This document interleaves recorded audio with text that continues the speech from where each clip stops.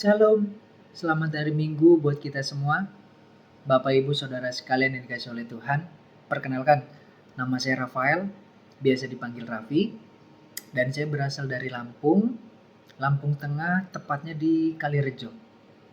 Dan profesi saya, puji Tuhan Bapak Ibu, kalau sampai saat ini saya masih dipercayakan oleh Tuhan untuk menjadi guru di salah satu SMA yang ada di Kalirejo untuk mengajar agama Kristen.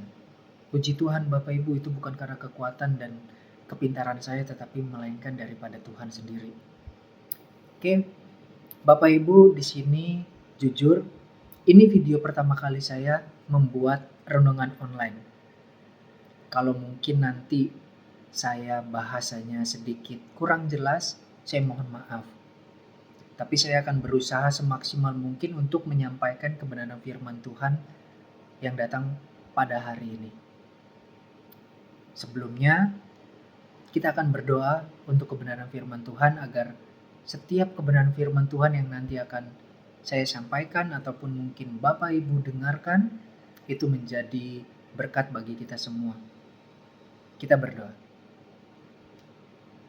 Bapa, dalam nama Tuhan Yesus Kristus, Allah yang kudus, Allah yang mulia, Tuhan, pada saat siang hari ini kami mengucap syukur senantiasa kepada Engkau karena Engkau telah memberkati kehidupan kami, dan biarlah Tuhan berkat-Mu itu dapat mengalir dalam kehidupan kami dan kami dapat menyalurkan berkat-berkat-Mu itu kepada orang-orang yang ada di sekitar kami.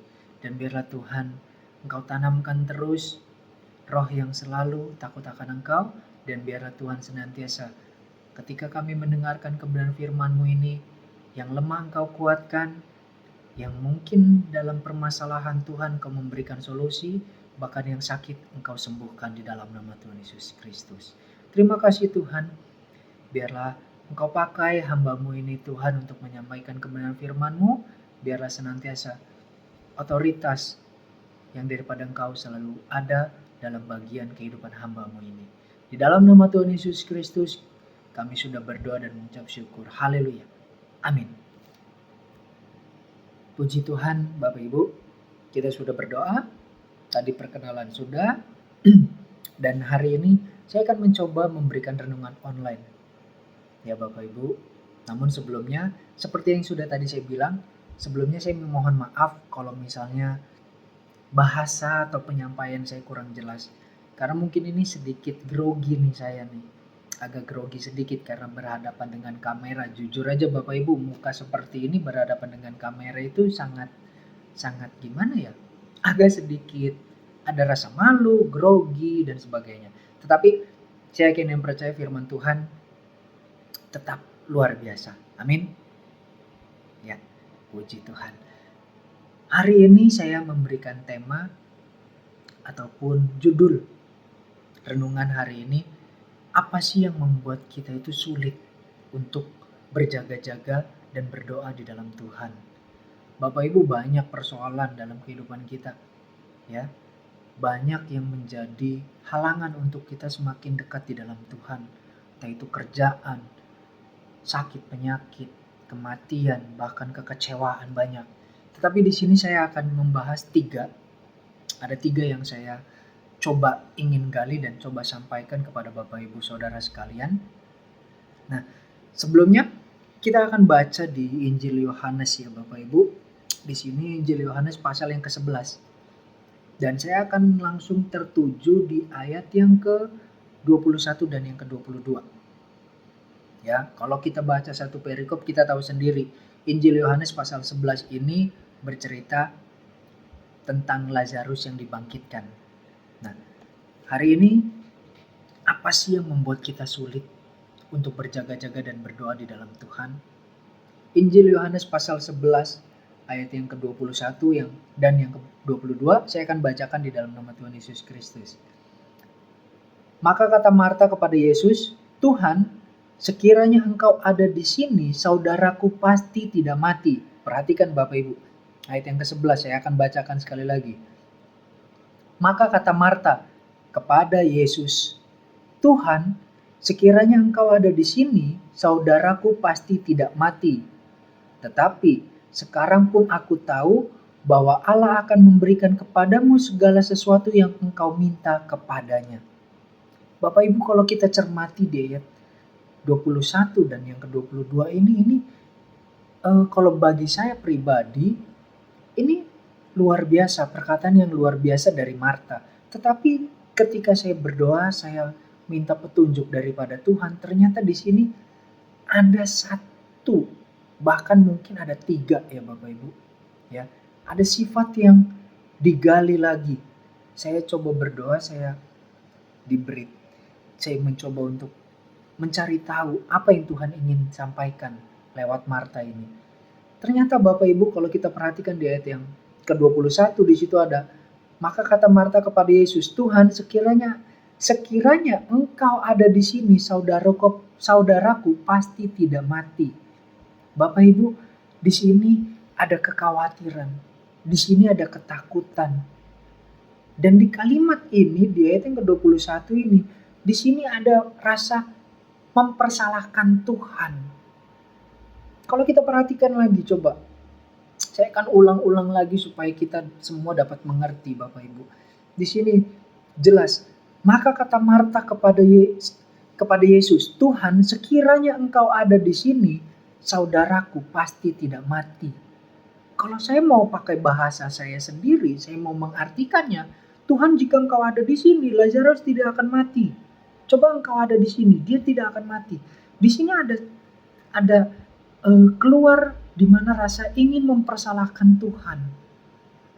Bapak Ibu, yang pertama yang membuat kita sulit untuk berjaga-jaga dan berdoa di dalam Tuhan, yaitu adalah sakit, penyakit, ataupun kematian. Dan sifat Marta di sini mengingatkan kembali kepada kita. Kita seringkali khawatir, seringkali kita ketakutan, bahkan yang lebih parahnya kita mempersalahkan Tuhan. Karena apa? Karena ego manusia. Bapak Ibu, saudaraku yang dikasihi oleh Tuhan, kita tahu sendiri perjalanan Lazarus di pasal yang ke-11 ini itu luar biasa kalau kita baca satu perikop. Tetapi tidak saya akan baca satu perikop Bapak Ibu, takutnya kelamaan, ya kan? Nanti Bapak Ibu saudara sekalian coba buka ayatnya, coba dibaca ulang lagi. Di ayat yang ke-21 di situ ada penekanan, di mana ada kekhawatiran, ada ketakutan, bahkan ada rasa ingin mempersalahkan Tuhan di situ. Karena apa? Di situ coba kalau Tuhan ada, coba Yesus ada di situ, Lazarus tidak akan mati. Bapak Ibu, di sini ada konotasi yang mungkin bagi saya pribadi ini mempersalahkan Tuhan, gitu loh. Ya. Yang pertama itu. Dan yang kedua, coba kita buka di Yesaya, Bapak Ibu, ya.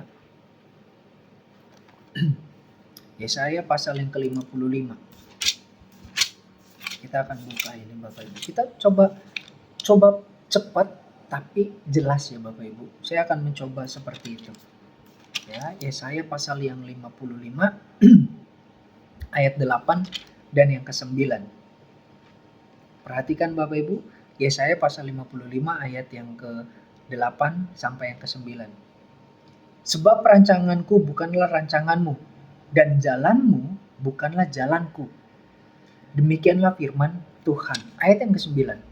Seperti tingginya langit dari bumi, demikianlah tingginya jalanku dari jalanmu, dan rancanganku dari rancanganmu.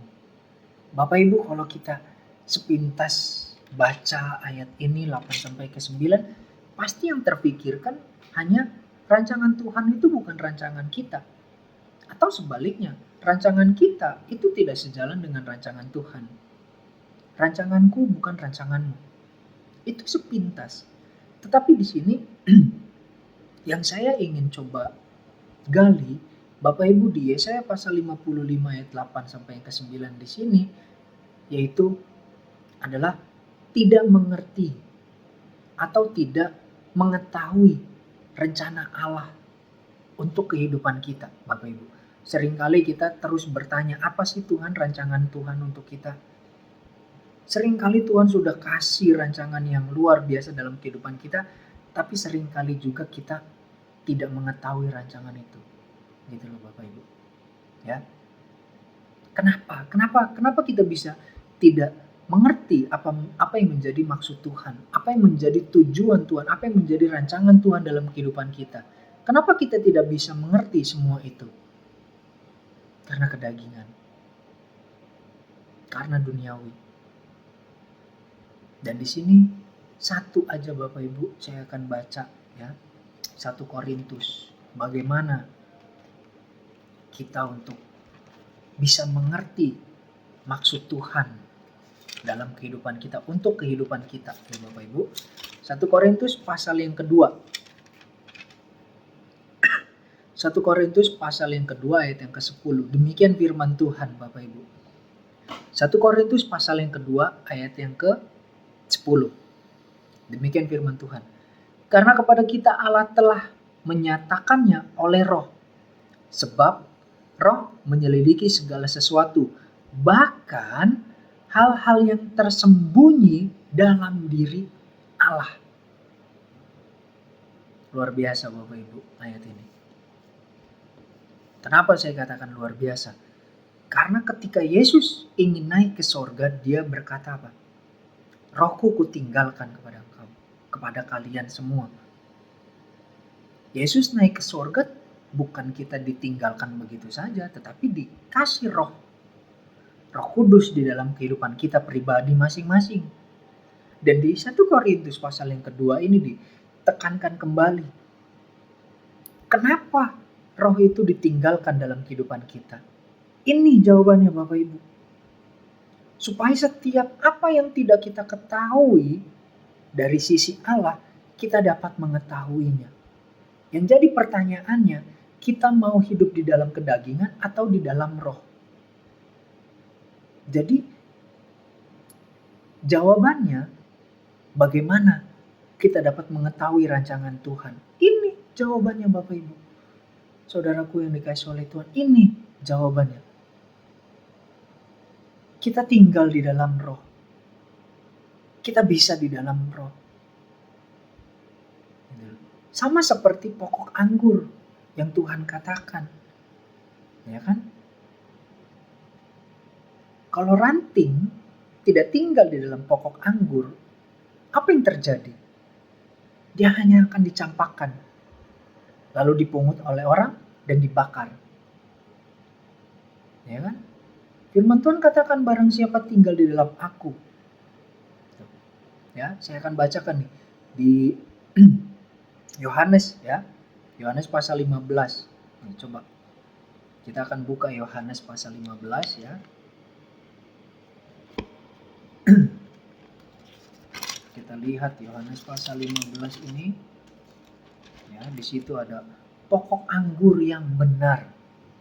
Gitu kan? Biar lebih jelas ya, saya akan bacakan. Nih, Injil Yohanes pasal 15 ayat yang ke-5. Demikian firman Tuhan. Akulah pokok anggur dan kamulah ranting-rantingnya. Barang siapa tinggal di dalam aku dan aku di dalam dia, ia berbuah banyak. Sebab di luar aku kamu tidak dapat berbuat apa-apa. Benar Bapak Ibu. Saya merasakan ketika saya tidak bersama dengan Allah, saya tidak berada di dalam Tuhan, saya tidak dapat berbuat apa-apa. Terus dikatakan di ayat yang ke-6. Barang siapa tidak tinggal di dalam aku, ia dibuang keluar seperti ranting dan menjadi kering. Kemudian dikumpulkan orang dan dicampakkan ke dalam api lalu dibakar. Ini Bapak Ibu, kekeringan yang sering kita rasakan itu karena apa? Karena roh kita tidak diberikan makanan. Makanan roh itu apa? Firman Allah. Makanya Bapak Ibu, saya mencoba memberanikan diri untuk memulai renungan online ini. Mungkin teguran bagi saya juga pribadi Bapak Ibu. Terus terang kalau saya mau cerita awal saya pengen menjadi mungkin bisa dikatakan hamba Tuhan, terus bisa memberikan renungan online itu sudah dari tahun lalu. Udah mungkin kalau saya mau perkirakan itu ada 4 tahun yang lalu. Baru terlaksana sekarang. Dan Tuhan memberikan teguran kepada saya. Tegurannya seperti ini Bapak Ibu. Saya pakai bahasa saya. Dia cuma berkata gini, engkau sudah diberkati, tapi engkau tidak mau memberkati. Bapak Ibu, di situ saya nangis. Ya. Karena apa? Terus terang Bapak Ibu, pengalaman saya coba sedikit sharing kepada Bapak Ibu saudara sekalian. Waktu kemarin beberapa bulan yang lalu ada pembukaan P3K. Ya Bapak Ibu. Kalau dipikir secara manusia itu mustahil. Karena apa? Karena yang dibutuhkan itu cuma satu. Seprovinsi. Satu. Dan saya dengan kebodohan yang saya punya, dan saya merasa bahwa saya itu bukan orang pintar. Dan saya bukan orang yang intelektual. Saya tidak memiliki pengetahuan yang luas. Tetapi di situ saya merasakan di mana penyertaan Tuhan dan benar-benar berkat Tuhan itu mengalir dalam kehidupan saya. Satu provinsi Bapak Ibu, bayangin cuma satu. Kalau saya mau bersaing dengan guru-guru yang ada di kota, terus terang secara manusia Bapak Ibu, saya nggak mampu. Maaf Bapak Ibu, saya nggak mampu, terus terang. Saya nggak mampu, karena apa? Saya cukup tahu diri gitu loh. Saya cukup tahu diri, saya tidak berpendidikan yang tinggi gitu. Tetapi Tuhan katakan lain. Gitu loh. Tuhan berkata lain. Ya kan? Firman Tuhan, barang siapa mengetuk, dia akan dibukakan. Ya kan? Barang siapa dia meminta, dia akan diberikan. Ini yang saya pegang Bapak Ibu. Yang saya pegang, saya nggak mau Tuhan. Mungkin kalau saya berbicara tentang gaji, oke lah. Gaji mungkin dari honor jadi ASN itu berkali lipat. Memang saya memerlukan uang. Saya nggak munafik Bapak Ibu. Siapa di sini yang nggak menginginkan uang gitu loh? Siapa? Boleh nanti komen ya. Kalau saya share di medsos, coba nanti komen siapa yang nggak perlu uang. Ya, manusia bodoh pasti. Kalau ditanya kamu perlu uang nggak? Enggak. Itu cuma dua bahasa saya. Bahasa saya cuma dua. Kalau orang yang tidak mau memerlukan uang, yang pertama dia bodoh, yang satu munafik. Tuh. Ya. Saya ulang lagi, kalau ada orang yang ditanya, kamu mau uang nggak? Dia berkata enggak. Kalau pribadi saya menilai cuma ada dua jawabannya. Yang pertama, dia orang bodoh. Yang kedua, dia munafik. Cuma itu bagi saya. Terserah orang lain mau ngomong apa, terserah. Ini pendapat saya. Pendapat bebas dong, ya kan? Tetapi itu Bapak Ibu. Maksud saya bukan mau membodoh-bodohi orang, tidak. Tetapi di sini kita tahu ya bahwa setiap firman Tuhan yang datang kepada saya itu teguran terus sampai 4 tahun Bapak Ibu. Nanti kalau ada murid-murid saya yang komen di sini, boleh Bapak Ibu tanya. Itu kalau ada di zaman-zaman itu kita sudah mau coba, yuk kita coba bikin renungan online yuk, atau mungkin nanti anak-anak yang nyanyi terus saya yang khotbah gitu. Itu sudah lama sekali dan baru terjadi di tahun 2025 ini karena teguran Bapak Ibu. Jujur, teguran. Ini teguran buat saya dan motivasi buat saya. Kapan lagi saya harus melangkah untuk memberkati orang yang di luar sana yang membutuhkan. Oke, mungkin secara luas mungkin firman Tuhan sudah saking gampangnya Bapak Ibu, bisa di sosmed itu bisa kita lihat semua, dari HP aja sudah bisa. Makanya itu saya dipermudah gitu. Dan itu Bapak Ibu, ya. Yang kedua tadi ya, kenapa kita sulit untuk berjaga-jaga dan berdoa. Yang pertama tadi karena sakit penyakit atau kematian ya Bapak Ibu. Yang kedua itu karena ketidaktahuan kita akan rencana atau rancangan Tuhan, ya. Dan bagaimana sih supaya kita tahu? Ya tinggal di dalam Tuhan, tinggal di dalam Roh itu sendiri, ya. Itu yang kedua. Dan yang terakhir, saya akan buka 2 Petrus ya Bapak Ibu. 2 Petrus. Kita akan buka 2 Petrus Bapak Ibu. 2 Petrus pasal yang ketiga. Sudah buka? Atau nunggu saya baca?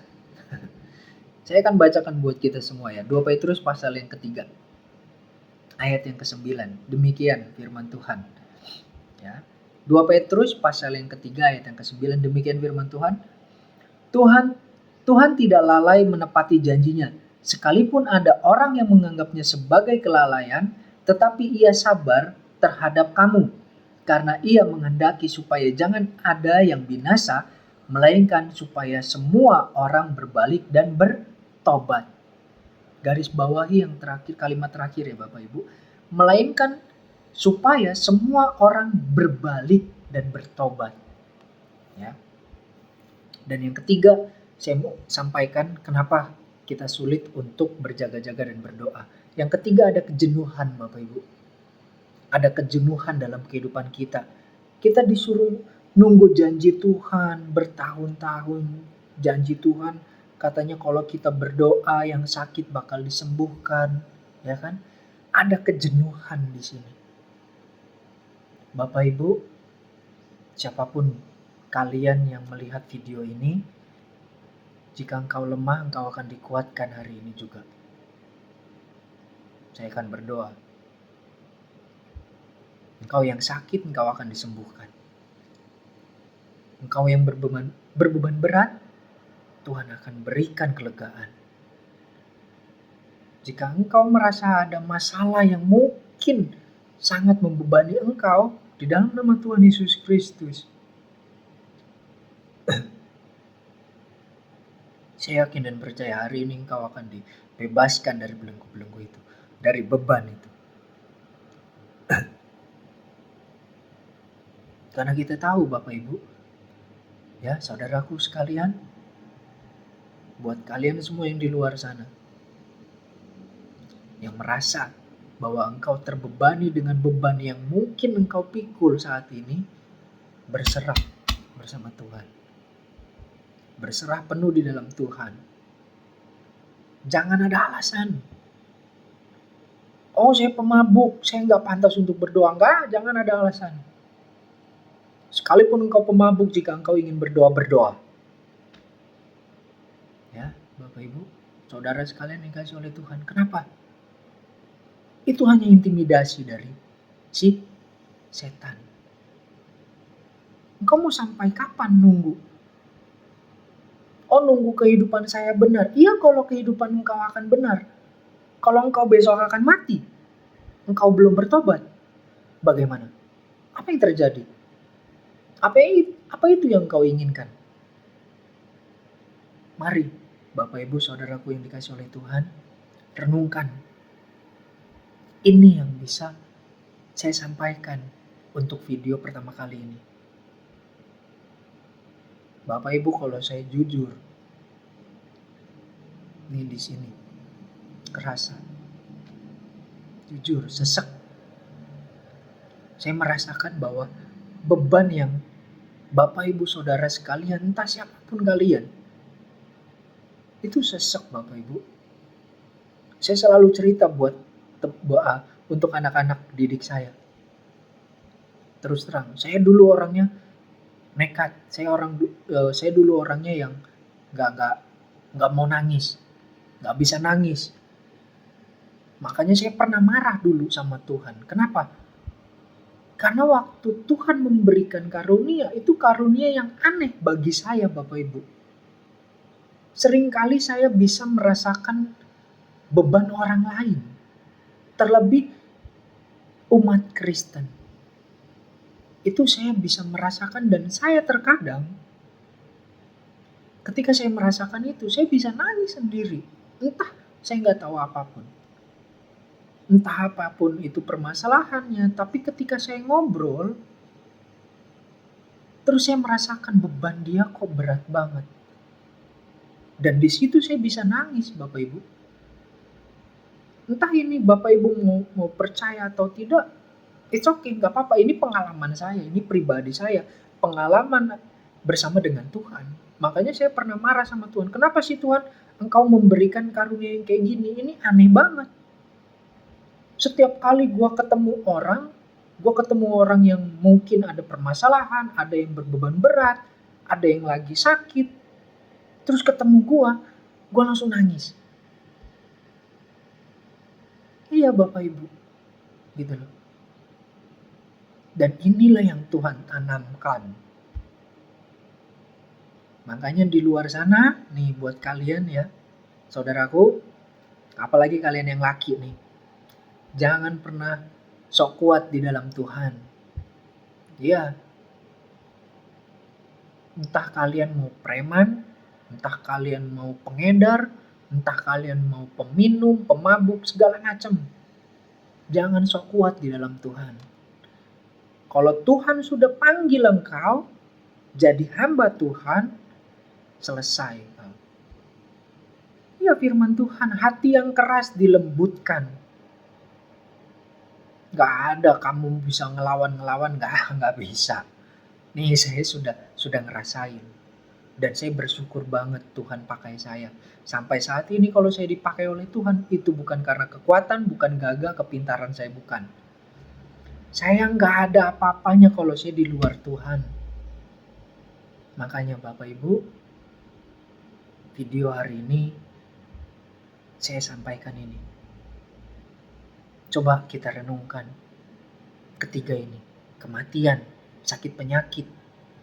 Apakah ini bisa membuat kita sulit untuk berjaga-jaga dan berdoa di dalam Tuhan?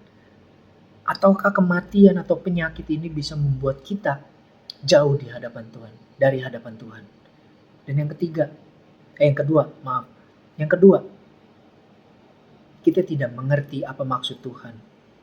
Ya, sama seperti Ayub. Ayub dicobai, diuji. Orang yang sesaleh itu diuji Bapak Ibu dengan sangat luar biasa. Wah, luar biasa banget itu Ayub. Ya kan, sampai semuanya mati semua. Kalau kita, coba bayangin Bapak Ibu. Ya, saya nggak akan coba Bapak Ibu praktekkan, enggak. Tapi coba bayangin gitu loh. Semua yang kita punya Tuhan ambil. Bahkan apa? Dikatakan di Ayub, istrinya yang harusnya menjadi penolong, apa yang dilakukan? Ketika Ayub sengsara, ketika Ayub diuji oleh Tuhan, apa yang dikatakan istrinya? Matilah kau. Ya kan? Kutukilah Allahmu. Gitu loh. Ini penolong yang harusnya menjadi penolong, tetapi Ayub merasakan di mana di situ ada pengkhianatan. Bayangin Bapak Ibu, kalau pasangan hidup kita, suami kita atau istri kita, demikian, kita lagi kerja, kita lagi dalam kesulitan, ataupun mungkin pendapatan ketika kita usaha, pendapatan kita lagi kosong, ataupun mungkin sedang menipis pemasukan kita. Terus yang harusnya menjadi penolong berkata apa? Pergilah engkau, matilah engkau, kutukilah Allahmu. Bayangin Bapak Ibu, ini sama seperti api yang disiram bensin. Inilah yang menjadi keluarga-keluarga Kristen terbakar habis. Ya Bapak Ibu, saya nggak akan lanjut panjang lebar lagi Bapak Ibu. Tetapi yuk kita coba renungkan ketiga hal ini. Yang ketiga tadi yaitu kejenuhan. Ini yang lebih parah Bapak Ibu. Kejenuhan ini. Maka dari itu Bapak Ibu, pikirkan kematian, sakit penyakit ataupun kematian bisa nggak membuat kita jauh di hadapan Tuhan? Ya, yang kedua, kita tidak tahu maksud Tuhan, kita tidak tahu rancangan Tuhan. Apakah ini yang menjadi alasan kita menjauh dari hadapan Tuhan dan tidak bisa ataupun sulit untuk berjaga-jaga dan berdoa di dalam Tuhan? Dan yang ketiga, kejenuhan. Bapak Ibu koreksi diri. Ya. Kan ada lagunya. Selidiki aku, lihat hatiku. Ya kan? Bapak Ibu minta Tuhan selidiki hati kita, kehidupan kita. Apakah kita jenuh di hadapan Tuhan? Apakah kita ke gereja cuma minta berkat? Renungkan Bapak Ibu. Hari ini saya ingin Bapak Ibu kembali renungkan, ya. Dan video kali ini ataupun mungkin renungan hari ini saya cukupkan, dan saya bersyukur Bapak Ibu buat kalian semua yang sudah menonton. Puji Tuhan. Jangan lupa bantu support kami, ya, supaya kami terus dapat berkembang dan menjadi semakin benar di hadapan Allah. Kita renungkan Bapak Ibu. Kita akan berdoa, kita satukan hati Bapak Ibu, supaya firman ini terus tertanam dalam kehidupan kita dan firman-Nya bertumbuh bahkan berbuah berlipat ganda. Amin. Puji Tuhan.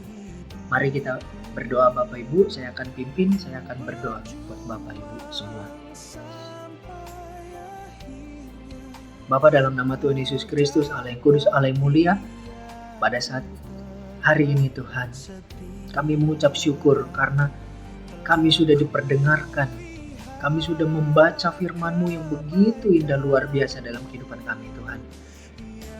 Dan hamba-Mu ini Tuhan berdoa, bagi siapapun yang menonton video ini Tuhan, hamba yakin dan percaya Tuhan, firman-Mu akan selalu baru. Firman-Mu akan selalu menguatkan kehidupan kami.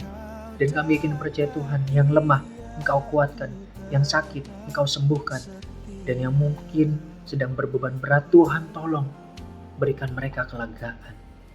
Di dalam nama Tuhan Yesus Kristus Tuhan, hamba memohon, biarlah kami semua terus dapat bersatu satu dengan yang lain Tuhan, karena kami tahu Tuhan, kami adalah anak-anak-Mu, dan terlebih Tuhan, kami adalah anak-anak Raja. Terima kasih Tuhan, terima kasih Allah Roh Kudus. Kebenaran firman-Mu Tuhan, kami aminkan, dan biarlah Tuhan Kau tanamkan firman-Mu itu, dan biarlah senantiasa firman-Mu itu akan bertumbuh, berbuah, bahkan berlipat ganda untuk kami memberkati orang-orang yang ada di sekitar kami. Puji Tuhan, inilah yang menjadi doa dan ucapan syukur kami. Kami peralaskan hanya dalam satu nama yang ajaib, nama yang heran, yaitu hanya di dalam nama Tuhan Yesus Kristus. Haleluya. Amin. Oke. Puji Tuhan Bapak Ibu. Kembali saya memohon maaf jika penjelasan ataupun penyampaian saya kurang jelas. Dan terus support saya untuk saya membagikan renungan-renungan firman Tuhan di sosmed ataupun renungan online yang lainnya. Saya Rafael. Puji Tuhan. Saya akhiri firman Tuhan hari ini. Shalom.